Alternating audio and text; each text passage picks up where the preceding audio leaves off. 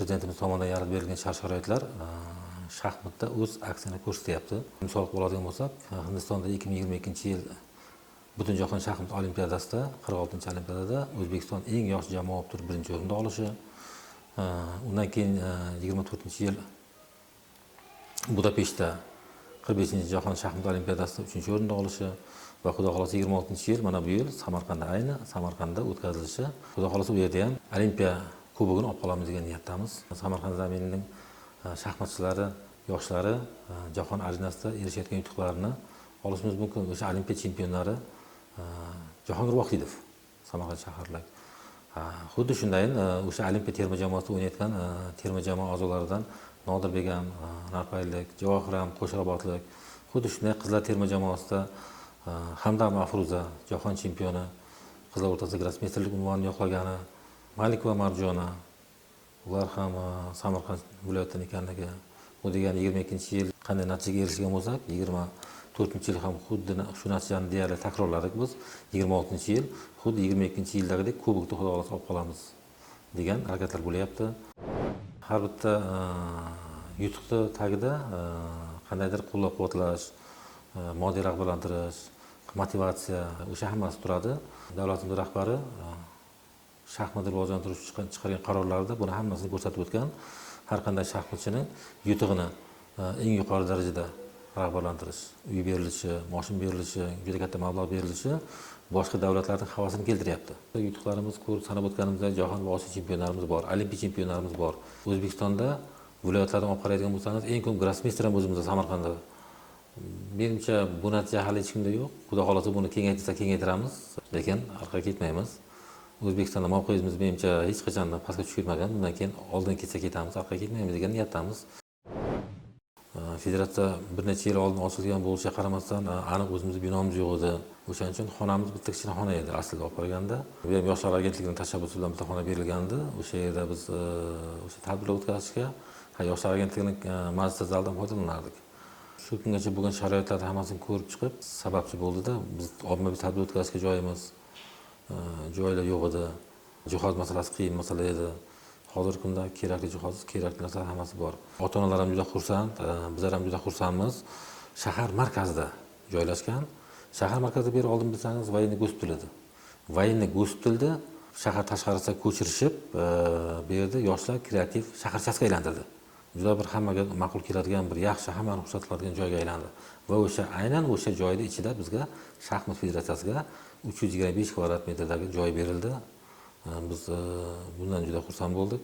Samarqand viloyatida hozir ko'rib turganingizdek, bu muzeyimiz, ko'rgan bo'lsalaringiz, yonimizda o'yin zallari, grossmeyster xonasi, rahbariyat xonasi va qo'shimcha binolar ajratib berilgan. Bu ajratib berilgan bino o'tgan yil sentyabr oyida ajratib berilgandi.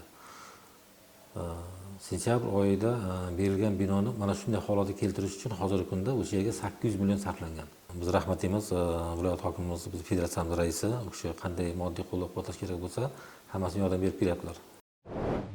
Ko'rgan bo'lsalaringiz, aholining ko'pligini, aholining xursand bo'lib kelishini, ota-onalar qanchalik xursand ekanini, hammasini yuzidan, ko'zidan ko'rib turgan bo'lsangiz kerak hammasi.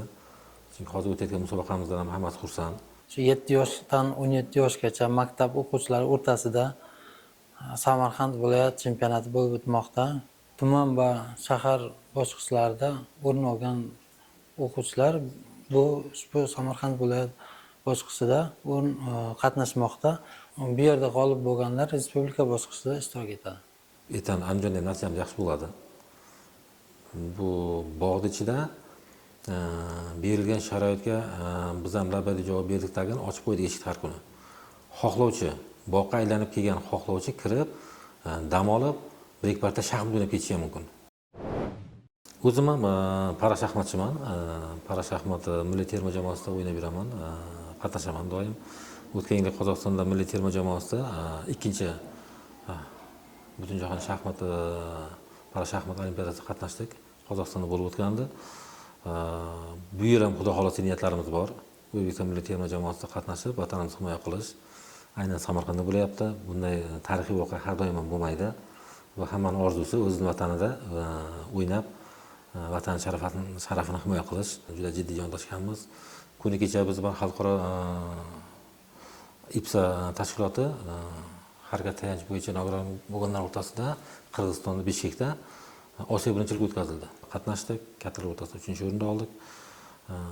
Bu kattalar o'rtasida harakat tayanch bo'yicha nogiron bo'lganlar o'rtasida birinchi Osiyo birinchiligi edi bu. Osiyo birinchiligida birinchi borganimizda biz bilan suhbatlashganlar hammasi bizning chempionlarimiz haqida so'raydi. Shaxmatga olib borilayotgan ishlarni, bularning havasi kelishi haqida so'raydi bizdan. Ular qoyil qoladi shunday ish olib borilayotganlardan. Yana bular nom-nom aytadi. Nodirbek Abdullatorov, Javohir Sindarov deydi, Jahongir Vohidov, Afruza Hamdamova deb bittalab nom-nom biz chempionlarimiz o'zlari aytib beradi. Rossiya kelib aytib beradi. Ular kechagina mana Javohirda yutug'i juda bir katta olamshumul voqea bo'ldi. Tarixda bo'lmagan ish qildi Javohir.